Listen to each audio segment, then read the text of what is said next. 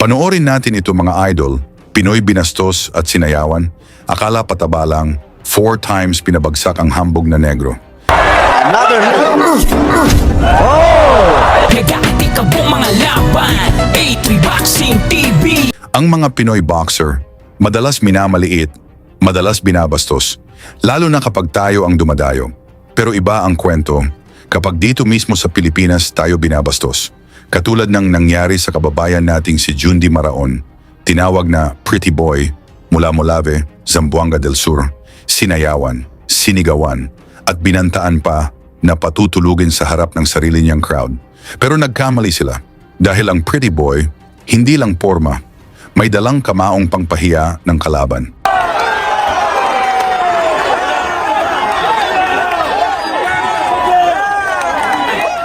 Alaga ng Nonito Donaire Sr. at may record na 13 panalo, walang talo at 10 knockout. WBO Asia Pacific Bantamweight Champion.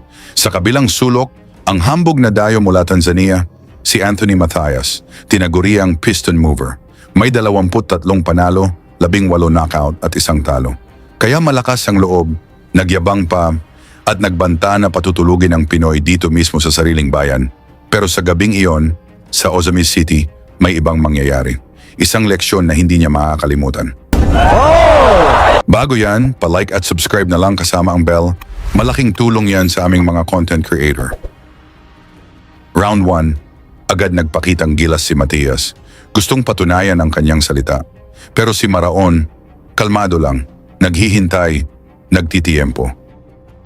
Rushing third round knockout over Jason Higuera. Sa mga hindi po nakapanood, ay kung paano po humilata si Ricky Hatton against Manny Pacquiao, ay mas grabe po yung nangyari ron. Hanggang sa tumama ang isang malinis na suntok.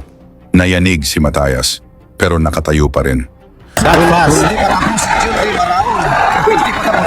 Dennis Principe,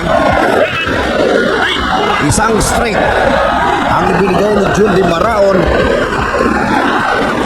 and that was the same punch that floored Jason Higuera. Panood, ay kung paano po humilata si Ricky Hatton against Manny Pacquiao, ay mas grabe po yung nangyari ron.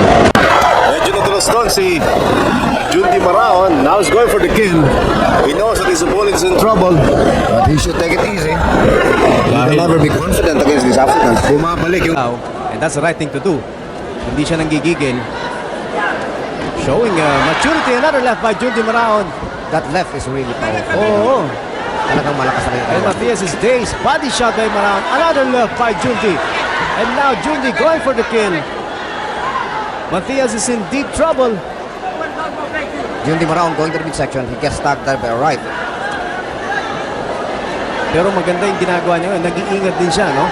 Hindi niya pino-force yung action. Showing maturity. Another left by Jundi Maraon. That left is really powerful. Oo. Talagang malakas na And Matthias is dazed. Body shot by Maraon. Another left by Jundi.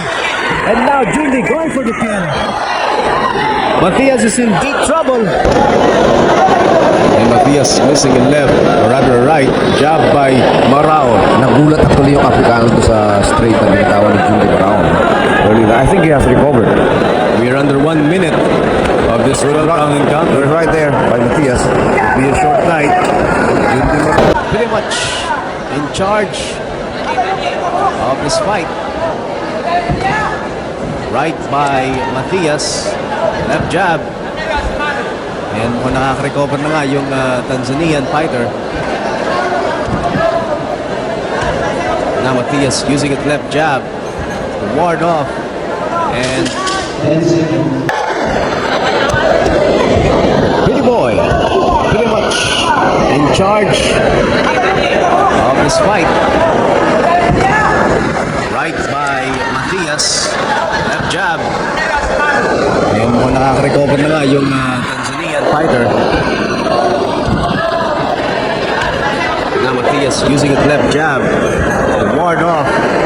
And the rail and the attempt around to connect that left. He again connects with a strong left combination, body shot. Everything being thrown now. Round 2, isang mabigat na kaliwa. Bumagsak si Matthias, nakabangon, pero ramdam ang lakas ng Pinoy.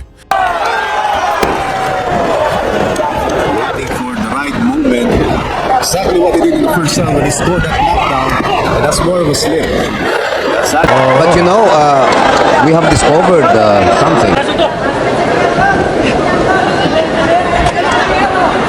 Those are powerful lefts being thrown by Maraon, and I could just kung bababa pa itong super flyweight. Oh, terrifying na ito. Yes.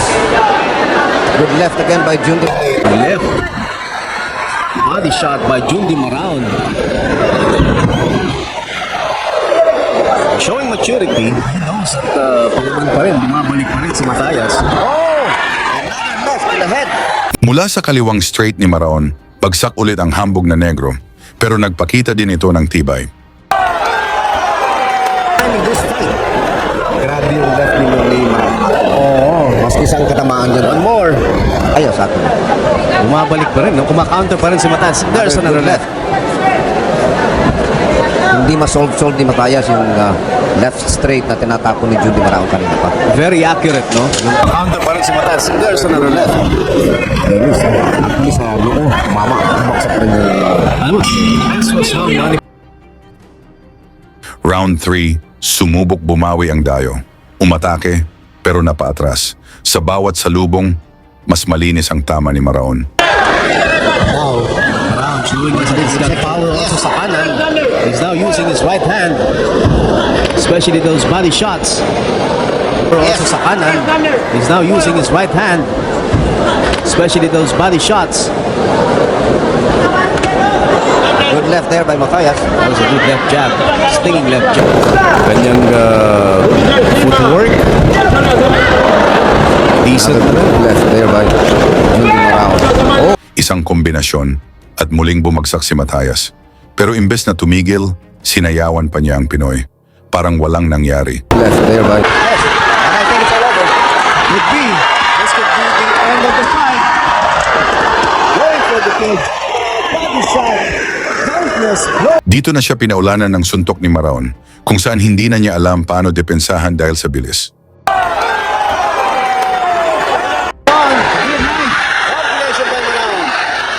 Sensing that this is going for the kill. Jundi Maraon, body shot.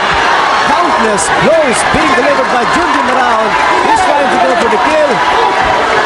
And Matayas hanging on. Green light. You know, I saw Matayas smiling there, huh? As if saying, I can survive this. There's that left again. Mula sa solidong kaliwa ni Maraon, bagsak ulit si Matayas. Pero sa halip na matauhan, lalo pang nag-angas, sinayawan pa si Maraon. There's another left. Uy, pero tumayo pa rin si Matias. And we're under 1 minute in the second kontra doon sa kaliwa ni yung That's the third time Matias has been close. Round 4, dinagdagan ni Maraon ang pressure. Sunod-sunod na kombinasyon. Gustong tapusin ang laban, pero matigas pa rin ang Dayo. Sasayaw-sayaw pa. But I think it's just a matter of time, huh? Because left, to the mid-second. Jundi Maraon in red. Perfect score for Jundi Maraon. A knockdown in each round. While Anthony Matias is a fighter in black. Lumapang na, pagtayo. Sasayaw-sayaw pa. But I think it's just a matter of time, huh? Because left, to the midsection by Jundi Maraon. When it comes to skills, power, lahat na kayo. This is the first time out, the second time out. That we're using this in a big boxing event. And we're doing this to support Going for the kill, Jundi Maraon, body shot. Countless blows being delivered by Jundi Maraon. He's trying to go for the kill. And Matayas hanging on. Green light. Combination by Maraon.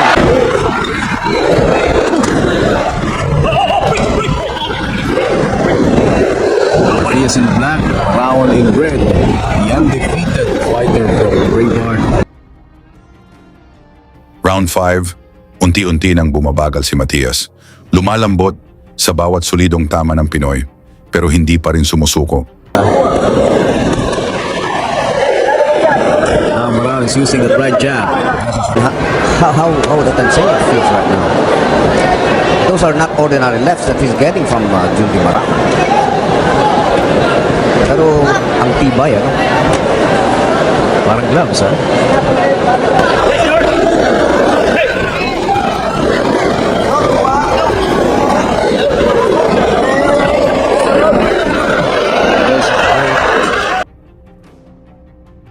Round 6, dito na tinapos ng Pinoy ang paghihirap nitong hambog na kalaban. Still Jundy Maraon. Anthony Matias.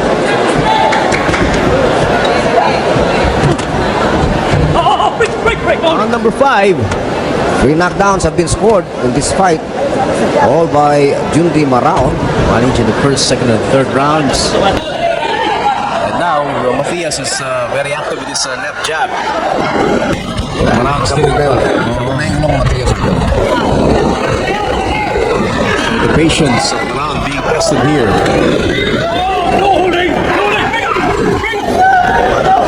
Yes, bro. There's a jab again. But Matias countering with the right to the body.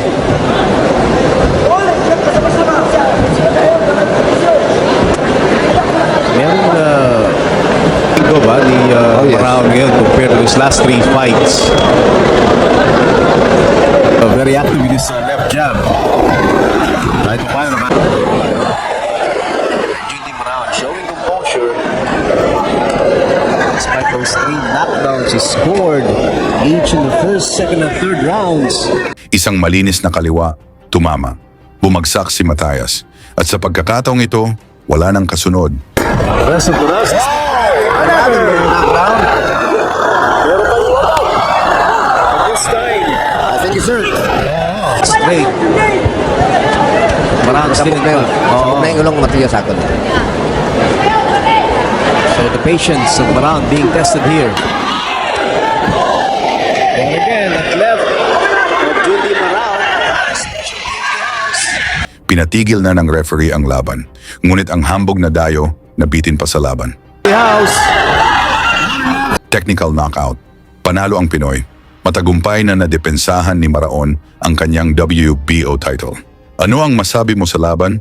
Pag-usapan natin yan sa komento. Isama na rin ang inyong lugar para malaman natin saan umabot ang suporta ng mga Pinoy sa ating mga boksingero. Lagi niyong sundan, huwag magpapahuli. Pag-usapan ni bakbakan, balita niya at laban. Mga Pinoy na di nagpapagapi. Salamat sa mga suporta na lagi nandyan.